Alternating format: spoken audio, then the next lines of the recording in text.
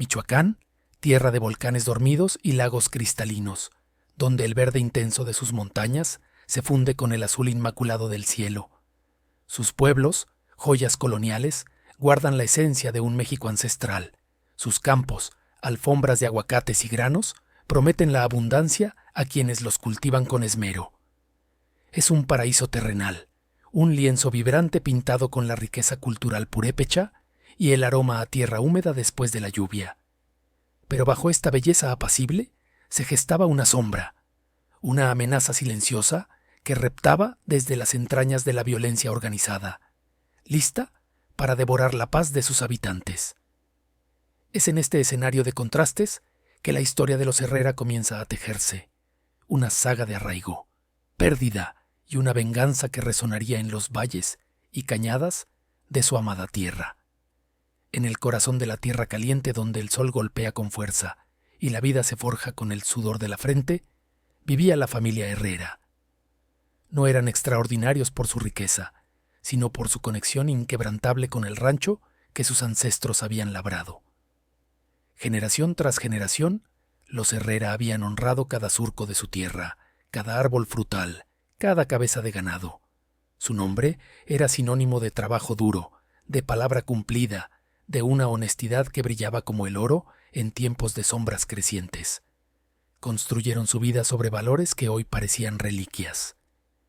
La lealtad familiar era un mandamiento, el respeto por el prójimo, una norma inquebrantable, y la fe en la justicia divina, un consuelo constante. Su existencia transcurría al ritmo de las estaciones, entre la siembra y la cosecha, el nacimiento de las crías y el cuidado de los animales. Era una vida sencilla, sí, pero plena, arraigada en la tradición y en el orgullo de ser hombres y mujeres de rancho. No aspiraban a más que vivir en paz, dejando a sus hijos un legado de trabajo y dignidad. Al frente de esta estirpe se erguía don Rafael Herrera, el patriarca, un hombre cuya piel curtida por el sol contaba historias de incontables amaneceres y atardeque en el campo. Sus ojos, profundos y sabios, reflejaban la serenidad de quien ha visto mucho y ha aprendido más. Don Rafael no necesitaba gritar para ser escuchado. Su voz, grave y pausada, portaba el peso de la experiencia y la mesura. Era el faro que guiaba a la familia, el pilar que sostenía la esperanza en tiempos difíciles. Su liderazgo no era por imposición, sino por el respeto ganado a pulso, por su capacidad de escuchar y de aconsejar con la prudencia de un roble centenario. En los pueblos vecinos, su nombre era mencionado con admiración. Don Rafael, un hombre justo, decían, trabajador como pocos y de palabra firme. Era un hombre de paz, un negociador nato, siempre buscando el bien común, la armonía entre vecinos y la prosperidad para todos. Su influencia trascendía los límites de su rancho, siendo un referente moral para la comunidad, un puente entre las viejas costumbres y los desafíos de un mundo cambiante. Pero Michoacán, a pesar de su esplendor natural y la resiliencia de su gente, era también un campo de batalla silencioso. La discordia había sido sembrada, gota a gota, por la creciente ambición de grupos criminales como el temido Cártel del Golfo, el CDG. Sus tentáculos, invisibles al principio, se extendían por los caminos de terracería, por los pequeños poblados, por los campos que antes solo conocían el canto de los pájaros y el murmullo del viento, la promesa de una vida fácil, el miedo infundido con violencia brutal, la corrupción rampante. Todo ello contribuía a erosionar el tejido social. La tensión era un aire denso que se respiraba en las plazas, en los mercados, en las reuniones familiares. Nadie hablaba abiertamente, pero la presencia del CDG era un secreto a voces, un temor latente que se manifestaba en miradas furtivas y silencios prolongados. Poco a poco, el control territorial de estos grupos se hacía más evidente, y la pacífica Michoacán comenzaba a perder su tan preciada serenidad. Los primeros indicios de que la sombra se acercaba al rancho de los Herrera fueron sutiles, casi imperceptibles, como el primer trueno lejano antes de la tormenta. Primero, Fueron rumores que llegaron de pueblos vecinos, historias de jóvenes reclutados a la fuerza, de propietarios de ranchos obligados a pagar cuotas. Don Rafael, con su sabiduría innata, escuchaba con atención, pero no permitía que el miedo se apoderara de su gente. «Son cosas de la ciudad, de otros lados», decía, tratando de tranquilizar a su familia, aunque una punzada de inquietud se le clavaba en el pecho. Luego aparecieron vehículos sin placas y hombres armados en los caminos cercanos, observando. Algunos muchachos del rancho los vieron pasar, y la descripción de sus rostros duros y sus armas largas heló la sangre. «Solo van de paso, hijo», insistía don Rafael, intentando minimizarlo, aunque por las noches su mirada se perdía en la oscuridad del campo, sintiendo que algo se cernía sobre ellos. Estas pequeñas señales, estos susurros inquietantes del peligro, eran inicialmente subestimados. Los Herrera, acostumbrados a enfrentar las inclemencias de la naturaleza y los desafíos del trabajo duro, creían que su honestidad y su arraigo a la tierra serían su escudo. No entendían que el mal que se acercaba no respetaba la tradición ni la bondad, que su lógica era la de la fuerza bruta y el control absoluto. Los Herrera seguían con sus vidas, ajenos a la velocidad con la que la fatalidad se precipitaba sobre ellos, sin saber que la tierra que tanto amaban estaba a punto de teñirse de rojo. El sol, que momentos antes había bañado de oro los campos de aguacates y los maizales, fue devorado por una sombra ominosa. No fue una nube, sino el polvo levantado por una caravana de camionetas blindadas, vehículos que no anunciaban buenas nuevas en la Michoacán rural. Los Herrera, aún con el eco de los rumores en sus oídos, apenas tuvieron tiempo para reaccionar. El ataque al rancho no fue una confrontación, sino una invasión, un golpe brutal y sorpresivo diseñado para aplastar, para desposeer, para humillar. Los sicarios del cártel del Golfo, armados hasta los dientes, irrumpieron como un torbellino de violencia. Sus rostros, ocultos tras pasamontañas, eran máscaras de inhumanidad, y sus gritos, una cacofonía de amenazas y órdenes. Las puertas de madera centenaria, que habían resistido el paso de generaciones, crujieron y cedieron ante el embate de un ariete improvisado. Lo que siguió fue un infierno desatado. El plomo llovía sin piedad, destrozando las fachadas de adobe, pulverizando los objetos de barro que adornaban los patios y perforando la tierra donde, horas antes, los niños jugaban despreocupados. La familia Herrera, hombres y mujeres de campo, acostumbrados a la labor dura pero honesta, se vieron de pronto envueltos en una pesadilla que superaba cualquier relato de terror. El miedo se apoderó de ellos, un miedo visceral que oprimía el pecho y helaba la sangre. La brutalidad del ataque no conocía límites. No buscaban solo tomar el rancho, buscaban quebrar el espíritu de quienes lo habitaban, borrar su existencia con sangre y fuego. Las llamas comenzaron a devorar los tejados de paja, y el humo denso y acre se mezcló con el olor a pólvora y desesperación. Los gritos de los sicarios retumbaban, cargados de una crueldad que indicaba un odio ciego, una necesidad de imponer una autoridad ilegítima a través del dolor. Vieron cómo, sin piedad alguna, arrastraban a sus vecinos, a sus amigos, la gente con la que habían compartido tantos años de cosechas y fiestas patronales. La destrucción no era un daño colateral, era el objetivo principal, y en medio de ese caos, la tragedia se cobró su precio más alto. La vida no diferenciaba entre jóvenes y viejos, entre hombres y mujeres. Un disparo certero, desprovisto de cualquier remordimiento, acabó con la sonrisa de la joven esposa de Miguel, uno de los hijos de don Rafael, mientras intentaba proteger a su pequeño de 3 años. El niño, ajeno a la magnitud de la violencia, balbuceaba el nombre de su madre, mientras la sangre se extendía por el suelo de tierra. La abuela Elena, con sus manos temblorosas que habían amasado pan por décadas, se interpuso en el camino de un sicario para salvar a sus nietas, y su valentía fue recompensada con la indigna respuesta de un culatazo que la dejó inerte. Estas pérdidas incomprensibles, injustas, se clavaron como dagas en el alma de los sobrevivientes. El dolor era un grito mudo que resonaba en sus corazones, transformándose, sin que ellos lo supieran aún, en el combustible de una venganza que trascendería cualquier lógica. En medio de la confusión, de la balacera ensordecedora y del humo asfixiante, un pequeño grupo de Herrera, guiados por el instinto de supervivencia y la urgencia de proteger lo poco que quedaba, lograron escapar.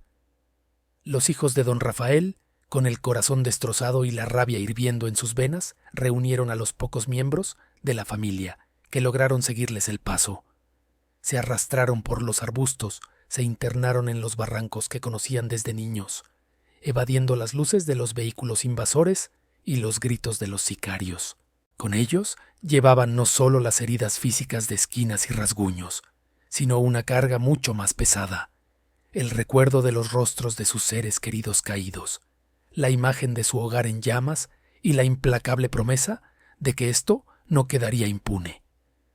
La huida fue un acto desesperado, una fuga del presente hacia un futuro incierto, pero una cosa era clara.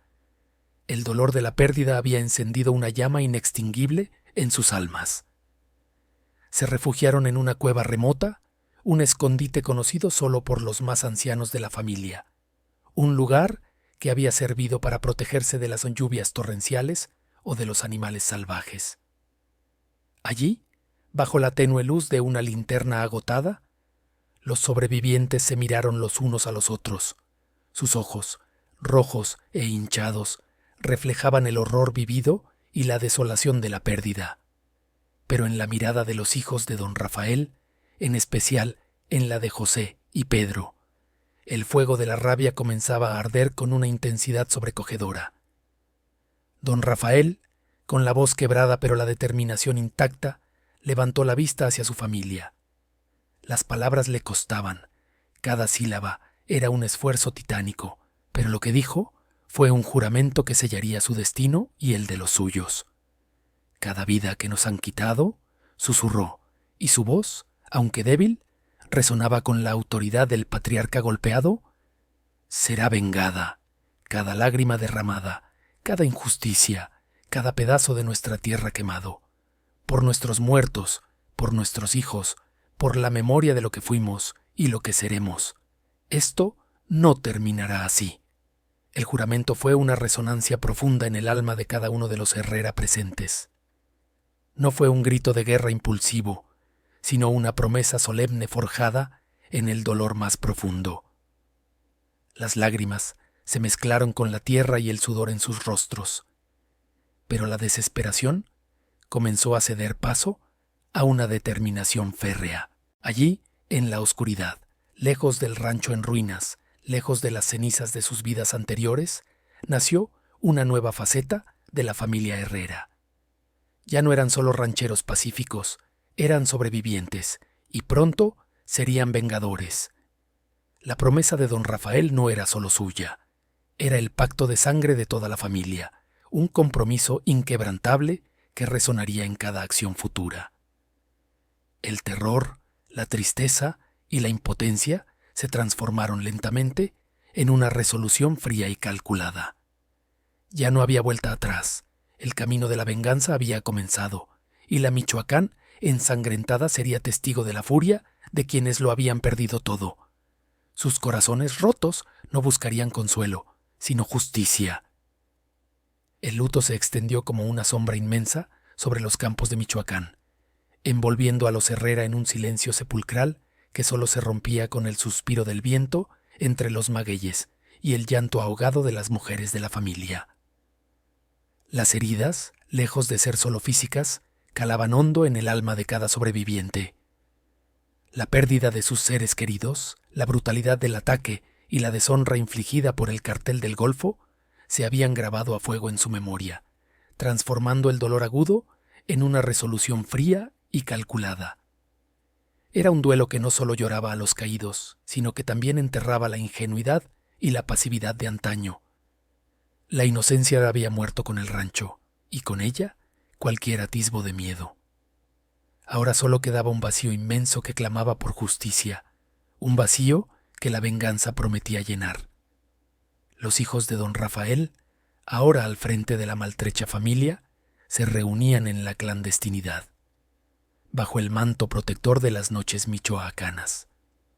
Sus rostros, antes marcados por el sol y el trabajo honesto, ahora reflejaban una dureza pétrea, una determinación inquebrantable. José, el mayor, poseía la seriedad y el temple de su padre. Miguel, el del medio, la astucia y la agilidad. Y Ricardo, el más joven, la pasión y la audacia desbordante. Juntos se convirtieron en los arquitectos de una retribución meticulosa, forjando un plan que honraría la memoria de los suyos. Conocían cada sendero, cada barranco, cada escondite de esas tierras como la palma de su mano, una ventaja invaluable que el enemigo, arrogante y ajeno, subestimaría. El rancho, su hogar y su orgullo, yacía en ruinas, un monumento a la barbarie. Pero en medio de la desolación, los Herrera encontraron una fuerza indomable. Las mujeres, aunque devastadas, se unieron al propósito con una resiliencia conmovedora, mientras los hombres, cada uno con una historia de pérdida, se preparaban para la batalla. El dolor no los había paralizado, al contrario, lo habían canalizado, transformándolo en un motor implacable.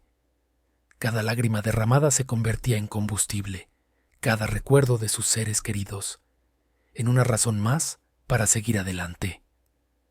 La sanación de las heridas físicas fue un proceso lento y doloroso, pero la sanación del espíritu, marcada por la sed de venganza, era una herida abierta que solo podría cerrarse con sangre. El plan de venganza comenzó a tomar forma, no como un arrebato impulsivo, sino como una estrategia elaborada, digna de los guerrilleros más experimentados. Los Herrera sabían que no podían enfrentar al Cartel del Golfo en una batalla frontal.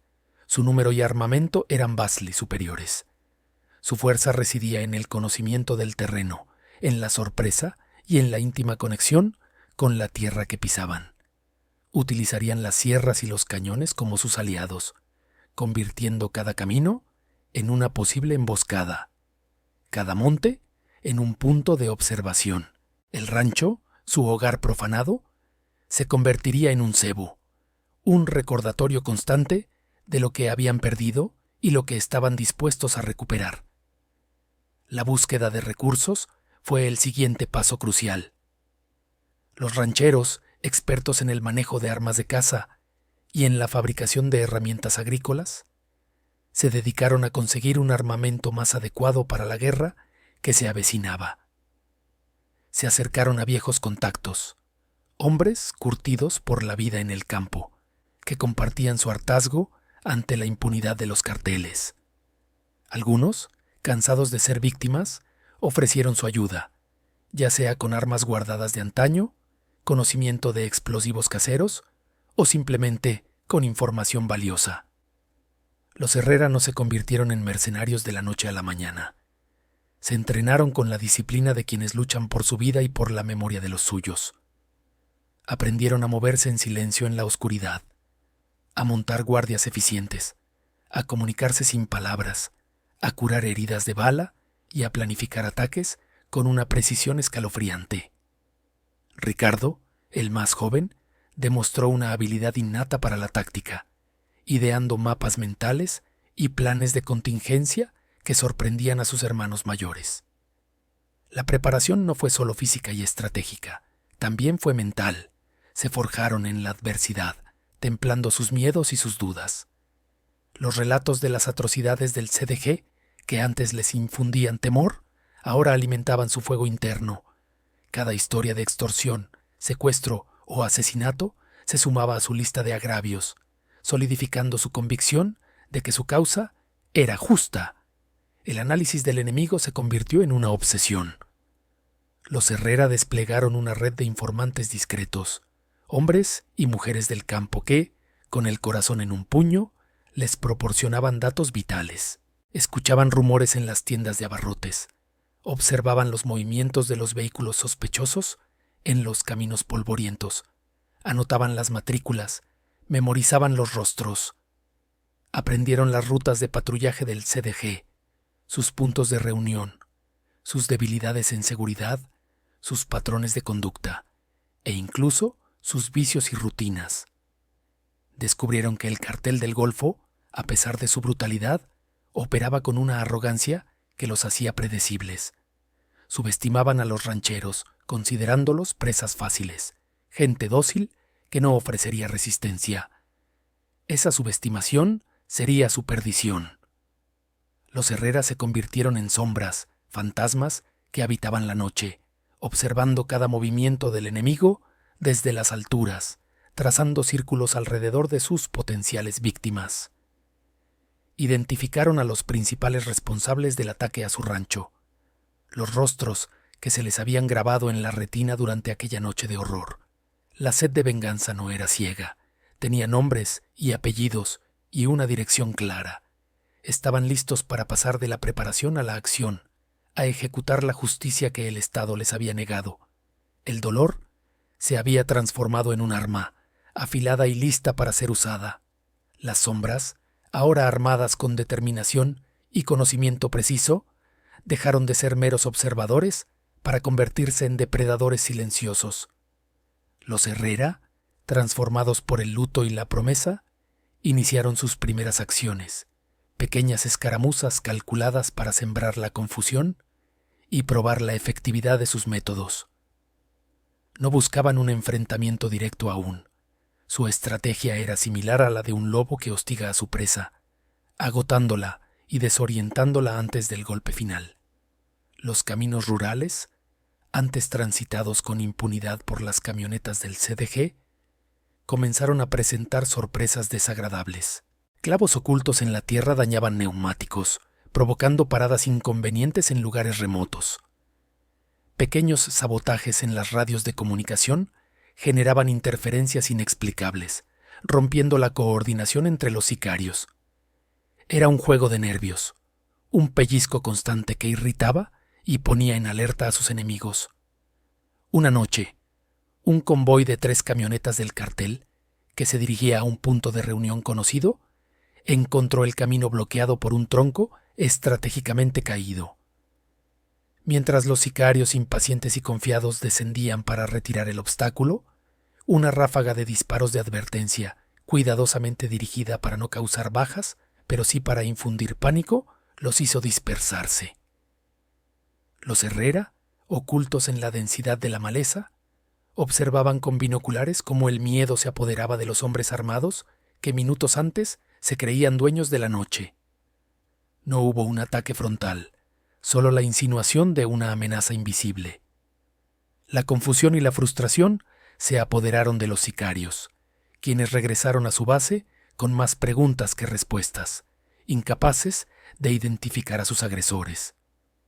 Este tipo de incidentes se repitió, variando en su naturaleza pero constante en su objetivo: erosionar la moral del CDG y hacerlos sentir vulnerables en su propio territorio. El juego del gato y el ratón se intensificó. Los Herrera utilizaban la intrincada geografía de Michoacán a su favor. Cada barranco, cada arroyo seco, cada sendero apenas discernible era parte de su tablero de juego. Se movían con la agilidad de los conocedores del campo, desvaneciéndose en la inmensidad de la noche o mimetizándose con el paisaje durante el día. Las patrullas del CDG, a menudo compuestas por forasteros que apenas conocían la región, se mostraban torpes y predecibles. Sus camionetas levantaban nubes de polvo y sus radios emitían ruidos estridentes, anunciando su llegada mucho antes de ser vistos. Los Herrera, en contraste, se deslizaban como sombras, observándolos desde la distancia, escuchando sus conversaciones, analizando sus movimientos. Una tarde, un pequeño grupo de sicarios se detuvo en un paraje solitario, junto a un río, confiados y relajados. Mientras se bañaban y bromeaban, los Herrera, apostados en las alturas circundantes, desmontaron cuidadosamente uno de sus vehículos. Sin ser detectados, retiraron componentes vitales del motor y los neumáticos, dejando la camioneta inmovilizada. Luego, deslizaron una nota manuscrita en el parabrisas. «Esto es Michoacán. Aquí mandamos nosotros. La ironía y la audacia del acto paralizaron a los sicarios, dejándolos varados y humillados, teniendo que llamar por refuerzos y enfrentar el ridículo de sus superiores. Este tipo de acciones no solo dañaba el equipo del CDG, sino que también socavaba su autoridad y su imagen de invulnerabilidad. La confusión en el CDG se hizo palpable. Acostumbrados a operar con impunidad, a dominar sin oposición, estos ataques fantasma eran un fenómeno nuevo y perturbador. Los líderes del cartel, desde sus centros de mando, exigían respuestas que nadie podía proporcionar. Las culpas comenzaron a volverse internas. ¿Quién nos está atacando? ¿Son otros grupos rivales? ¿Hay traidores entre nosotros? ¿Cómo es posible que unos rancheros nos estén dando tantos problemas? Las preguntas se multiplicaban y la paranoia empezó a carcomer sus filas. Los sicarios, antes engreídos y seguros, ahora miraban a cada sombra, a cada ruido en la noche. La cohesión del grupo se veía afectada. La confianza mutua se erosionaba bajo la presión de un enemigo invisible y escurridizo. La subestimación inicial de los Herrera se convirtió en una carga pesada para el CDG. Creían que unos cuantos golpes brutales bastarían para someter a la población, para enseñarles quién tenía el poder. Pero los Herrera no eran el pueblo pasivo que esperaban. Eran lobos heridos, astutos y feroces. La estrategia de los rancheros no solo era efectiva, sino que también estaba diseñada para desmoralizar al enemigo, para hacerlos dudar de su propia fuerza y de su control sobre el territorio. Los ataques eran selectivos, golpeando donde más dolía, sin revelar la magnitud total de la fuerza de los Herrera.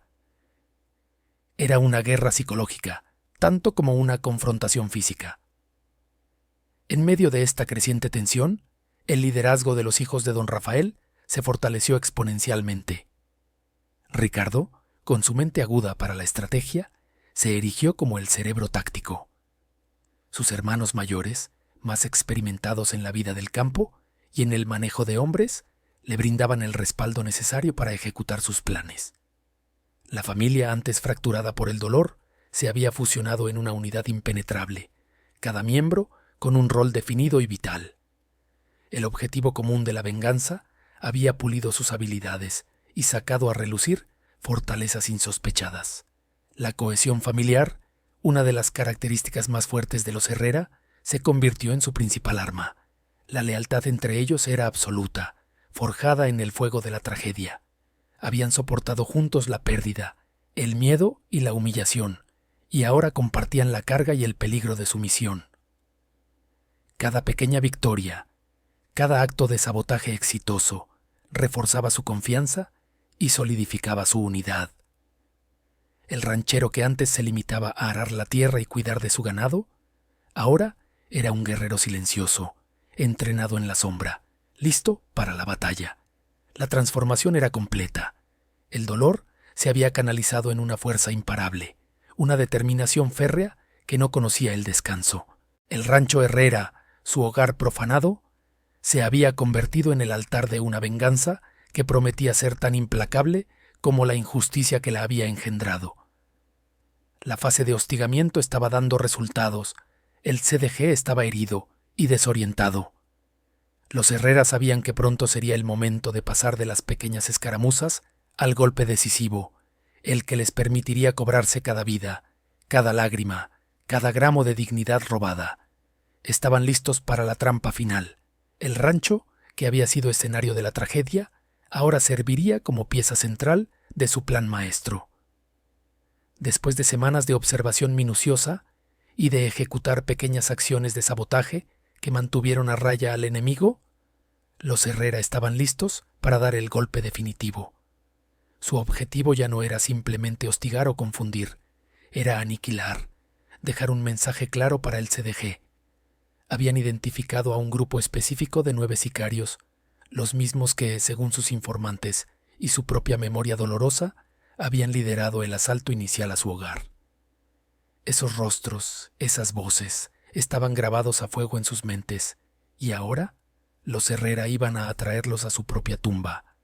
La trampa fue elaborada con la paciencia y el ingenio de quienes conocen cada vericueto de su tierra. Usaron la destrucción de su rancho como un cebo, simulando una actividad de reconstrucción a lo lejos, lo suficientemente visible como para ser detectada, pero lo suficientemente ambigua como para despertar la curiosidad y la ambición del cartel.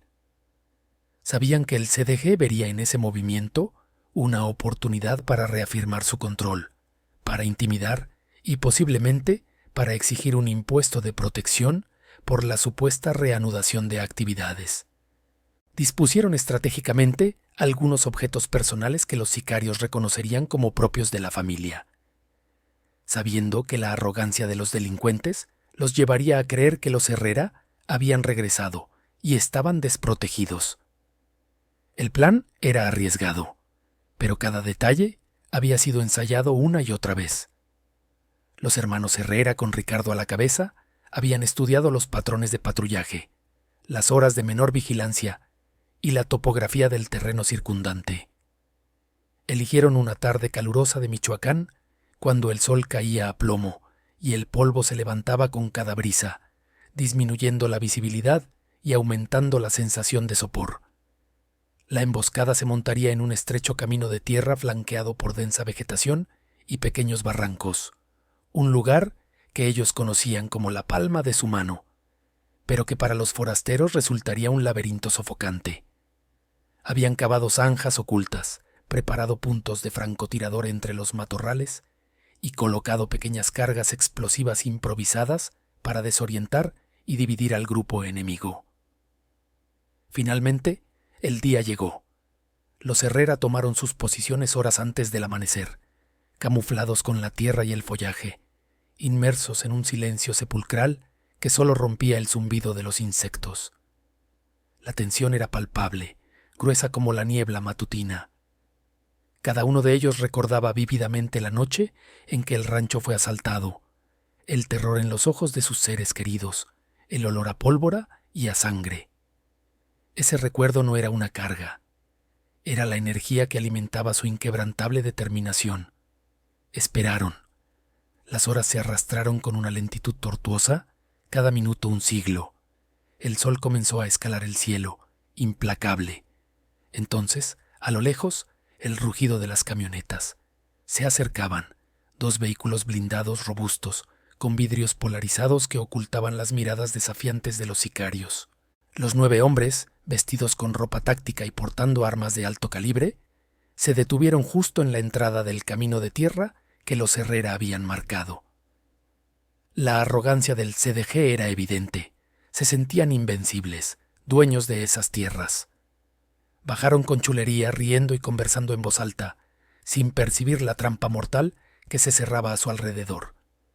El líder del grupo, un hombre corpulento con cicatrices en el rostro, dio unas órdenes a sus hombres y comenzaron a avanzar a pie, dejando las camionetas atrás, confiados en que no habría resistencia. Se dividieron, creyendo que flanquearían cualquier posible amenaza, sin saber que cada paso los adentraba más en el territorio de los Herrera, en un terreno diseñado para ser su última morada. El silencio se mantuvo, un silencio pesado y expectante. Los sicarios caminaban con lentitud, sus botas levantando pequeñas nubes de polvo. De repente, una señal.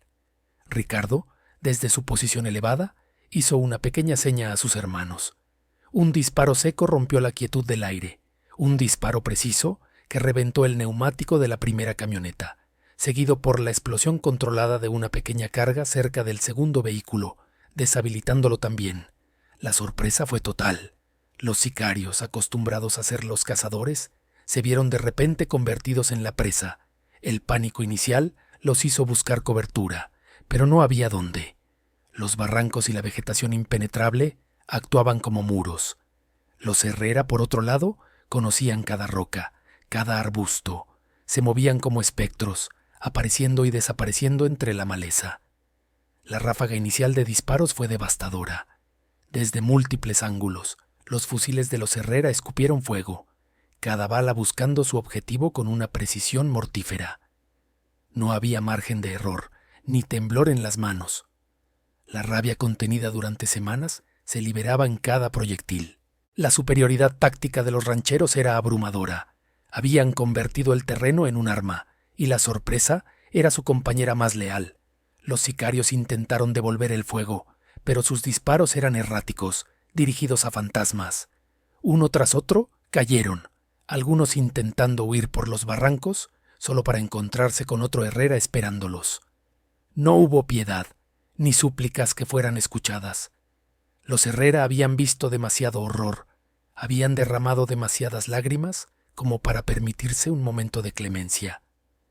La ejecución fue implacable, fría, calculada. Cada sicario que había participado en el asalto a su rancho, cada uno de los 9 hombres cuyas caras se habían grabado en sus pesadillas, encontró su final en ese camino polvoriento. No hubo gritos de victoria, solo un silencio sombrío, una vez que el último cuerpo cayó inerte. Los Herrera se aseguraron de que no quedara ni uno solo con vida. La venganza, esa promesa hecha en medio del dolor y la ceniza, se había cumplido. Ahora, solo el viento murmuraba entre los árboles, llevando consigo el eco de una justicia brutalmente obtenida. La aniquilación de los 9 sicarios del Cártel del Golfo no fue un mero incidente aislado.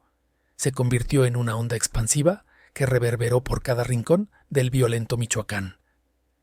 La noticia, distorsionada y magnificada por el miedo y la imaginación popular, voló de boca en boca como un polvorín encendido.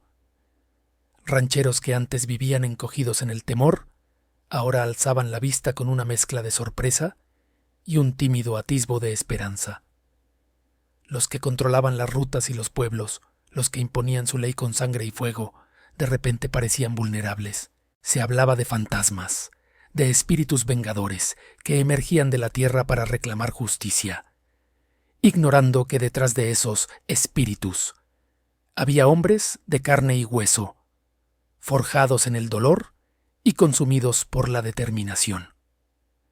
La región, acostumbrada a la impunidad del crimen organizado, presenciaba un fenómeno inaudito. El cazador se había convertido en la presa. En las fortalezas improvisadas del CDG, la reacción fue de furia ciega y una incredulidad palpable. El comandante a cargo de la zona, un hombre de cicatrices profundas y mirada pétrea, recibió la noticia con una mezcla de rabia y desconcierto. 9 de sus hombres, elementos experimentados en el arte de la extorsión y el asesinato, habían desaparecido sin dejar rastro, solo un charco de sangre y el silencio sepulcral del monte. Los primeros informes eran confusos. Una emboscada, un ataque sorpresivo, la inexplicable desaparición de los cuerpos. No había testigos, no había responsables identificados. La humillación era inmensa, y la moral de sus tropas, que se creían invencibles, comenzó a resquebrajarse. La búsqueda de los responsables se intensificó hasta límites insospechados. Patrullas enteras peinaban cada sendero, cada rancho, cada barranca, con la orden explícita de no dejar piedra sin remover, de encontrar a los culpables y hacerlos pagar con la misma moneda. Querían venganza, una demostración brutal de poder que restableciera su hegemonía y disuadiera cualquier otro intento de resistencia. Sin embargo, su orgullo les impedía siquiera considerar la posibilidad de que fueran simples rancheros los que les habían propinado semejante golpe, subestimando la capacidad de un pueblo oprimido para levantarse con una furia desatada. Lo más perverso de esta situación fue el ajuste de cuentas interno que se desató dentro del propio CDG. La desconfianza comenzó a carcomer sus filas como un cáncer.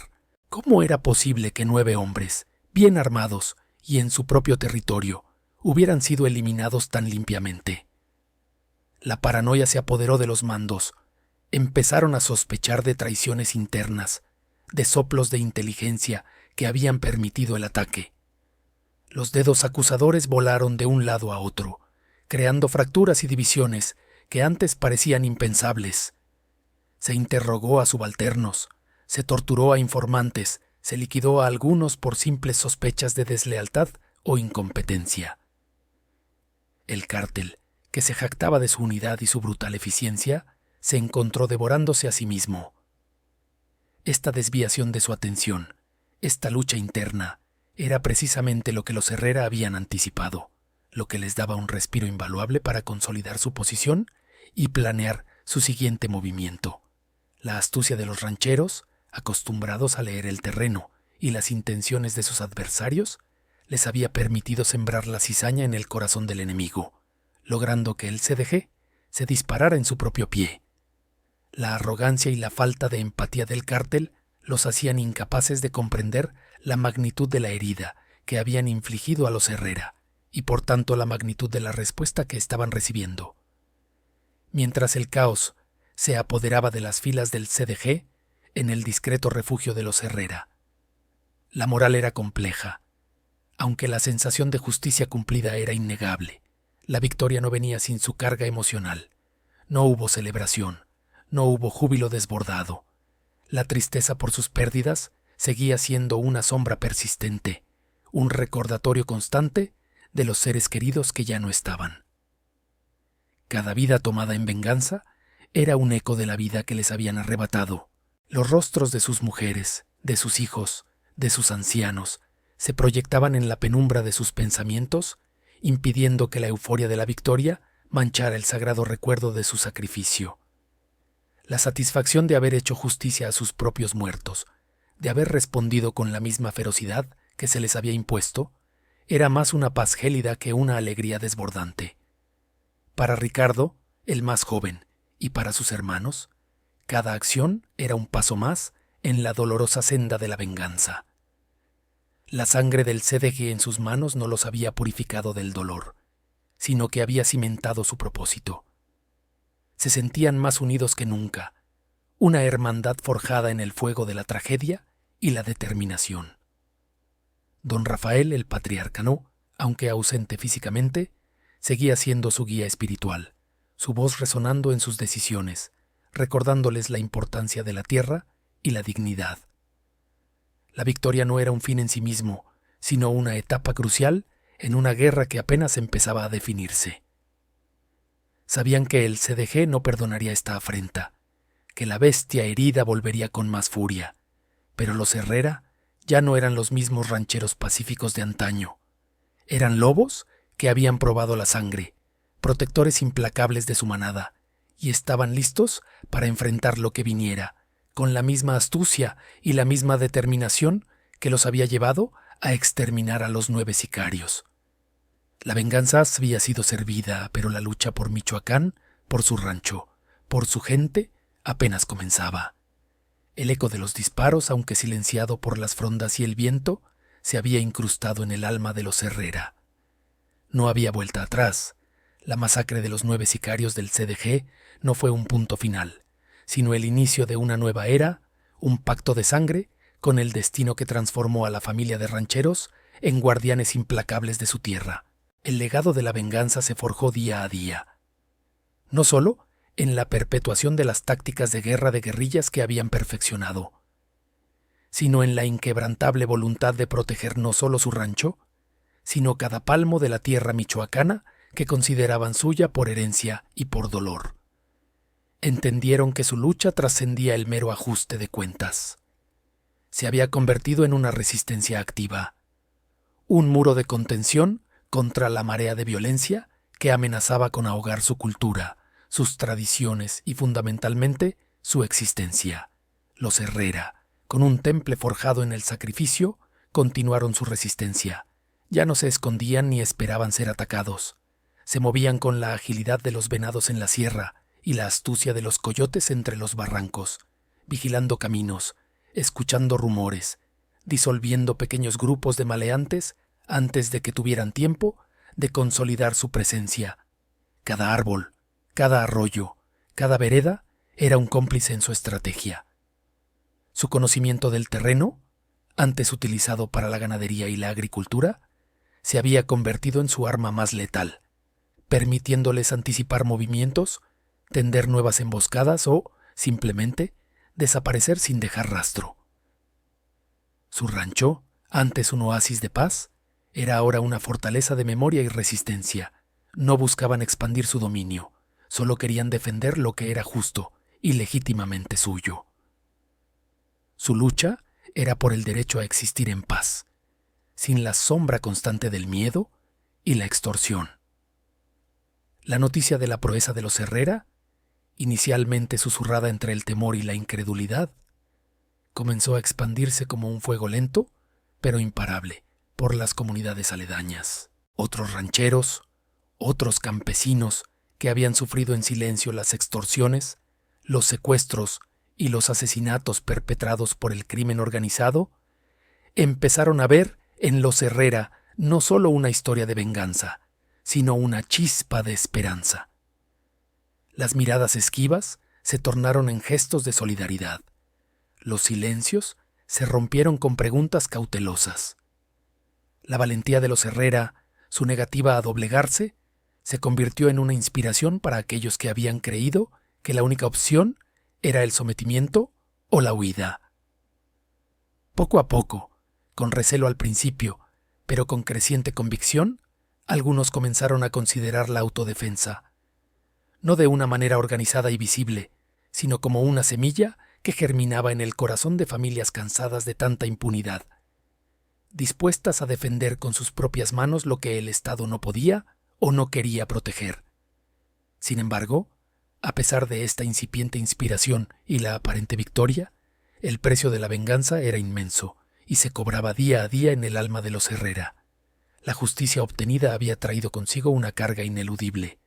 El dolor, por la pérdida de sus seres queridos, seguía siendo una herida abierta, que ni el tiempo ni la venganza podían sanar por completo. Cada rostro nuevo que se unía a la causa, cada mirada de esperanza de los vecinos, era un recordatorio constante del camino sin retorno que habían tomado. Los Herrera habían cambiado para siempre. Sus manos, antes duras por el trabajo del campo, ahora tenían la cicatriz de las armas. Sus ojos, antes acostumbrados a la vastedad de los paisajes, ahora escudriñaban cada sombra en busca de amenazas. La paz de sus noches se había transformado en vigilias, sus sueños en pesadillas. Ricardo, el más joven, llevaba el peso de las decisiones y de las vidas sacrificadas con una seriedad que no correspondía a sus años. Había pasado de ser un joven entusiasta y soñador a un estratega militar, un líder que debía tomar decisiones de vida o muerte.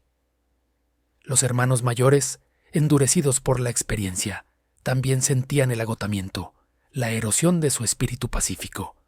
La venganza, aunque necesaria y justa en su contexto, había dejado una huella indeleble, una oscuridad que se mezclaba con la luz de su propósito. Se preguntaban, en la soledad de sus pensamientos, si alguna vez volverían a ser los rancheros despreocupados que sembraban con esperanza y cosechaban con gratitud. La respuesta se presentaba dolorosa y clara. No, nunca. Aquella inocencia, aquella tranquilidad de espíritu, se había perdido para siempre en el fuego de la tragedia. La región antaño, un hervidero de miedo y extorsión, experimentaba ahora una paz precaria. La presencia del CDG, aunque no erradicada, había disminuido considerablemente en la zona controlada por la influencia de los Herrera. Las carreteras eran menos peligrosas, los pueblos menos asediados, los comerciantes menos extorsionados. Sin embargo, esta calma era frágil, una tregua incierta que pendía de un hilo. Sabían que el cártel, herido en su orgullo y disminuido en su poder, no había sido completamente derrotado. Era una bestia herida que se lamía las heridas en la distancia, planeando su próximo movimiento, su inevitable contraataque. La amenaza nunca desaparecía por completo, solo se ocultaba, esperando el momento oportuno para resurgir. Los Herrera entendían que su vigilancia debía ser perpetua, su preparación constante. La paz que disfrutaban era el resultado de su sacrificio y mantenerla exigía un compromiso inquebrantable. Aprendieron a vivir en esta dualidad, entre la vida del campo que amaban y la vigilancia constante que exigía su nueva realidad. Sus arados se mezclaban con sus fusiles, sus cosechas con sus patrullas. La esperanza de un futuro sin violencia seguía siendo el motor que los impulsaba, una utopía por la que estaban dispuestos a luchar hasta el último aliento. La sombra del CDG seguía siendo una presencia latente, un recordatorio constante de que la lucha por Michoacán y su dignidad era una batalla que se libraría cada día, sin descanso, sin tregua. La venganza de Michoacán había comenzado, y sus ecos se extenderían por la sierra. La polvareda levantada por el conflicto con el CDG finalmente comenzó a asentarse, dejando tras de sí no un silencio de olvido, sino una paz precaria, llena de cicatrices y recuerdos imborrables. Tras la aniquilación de los sicarios que habían osado profanar su hogar, los Herrera enfrentaron la difícil tarea de reconstruir no solo su rancho, sino también sus vidas, marcadas para siempre por la tragedia experimentada y la ferocidad con la que habían respondido. Las paredes derribadas fueron levantadas con esmero, cada ladrillo colocado con la memoria de los caídos. Los corrales, antes vacíos y silenciosos, volvieron a llenarse con el murmullo del ganado, un sonido que simbolizaba la vida que se abría paso entre las ruinas. Pero esta reconstrucción era diferente. No era solo reparar lo físico, sino también el espíritu de una familia que había viajado al infierno y regresado transformada. Los Herrera, con los hijos de don Rafael a la cabeza, se dedicaron con fervor a esta nueva realidad. Ya no eran los rancheros pasivos que el CDG había creído que podía amedrentar. Eran hombres y mujeres forjados en la adversidad, con una mirada en el horizonte y otra, más profunda, en el alma de su tierra.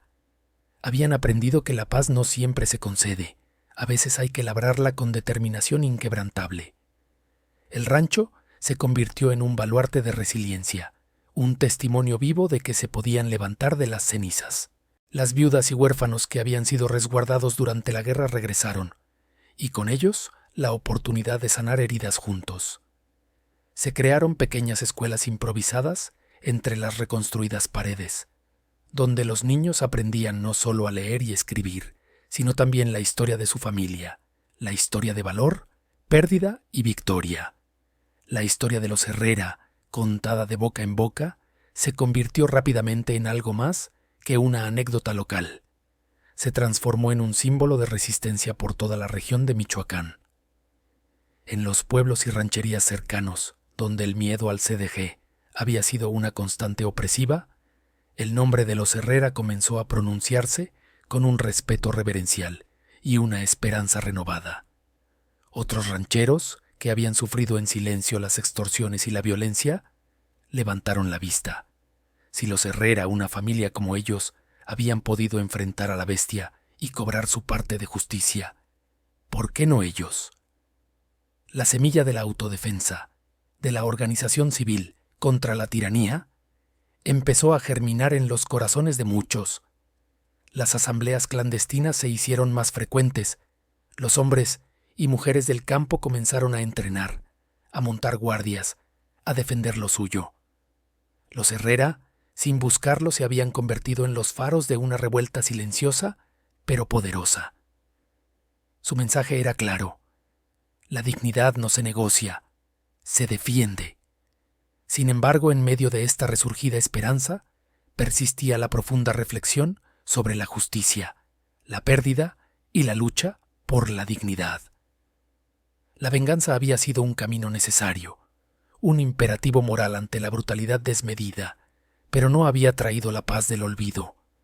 Había traído una paz diferente, una forjada en la experiencia del combate, en el conocimiento de que la vida es efímera y preciosa. La crudeza de sus acciones se grabó en el alma de los Herrera. Cada noche, antes de conciliar el sueño, las imágenes de sus enemigos vencidos se mezclaban con las de sus propios seres queridos. El costo emocional había sido inmenso.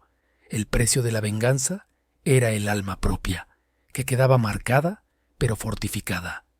Habían perdido su inocencia, pero habían ganado una fuerza que solo se encuentra en la adversidad más profunda. La resiliencia del espíritu humano, esa capacidad de levantarse una y otra vez, de transformar el dolor en determinación, era el verdadero legado de los Herrera. No se habían convertido en monstruos, se habían transformado en guardianes de su propia supervivencia y de la de su comunidad.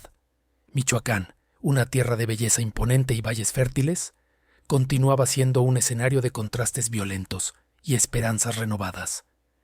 El eco de la historia de los Herrera resonaba en cada rincón, en cada sierra, en cada pueblo. Era un recordatorio de que la lucha por la paz no termina con una única batalla, sino que es un compromiso constante, una vigilia perpetua. El CDG, aunque herido y debilitado, seguía siendo una sombra latente, pero su poder ya no era absoluto. Había surgido una resistencia, una voluntad colectiva que se negaba a ser subyugada. Los Herrera, con su rancho reconstruido y sus vidas reorganizadas, sabían que la amenaza nunca desaparecería por completo, pero estaban listos. Ya no temían.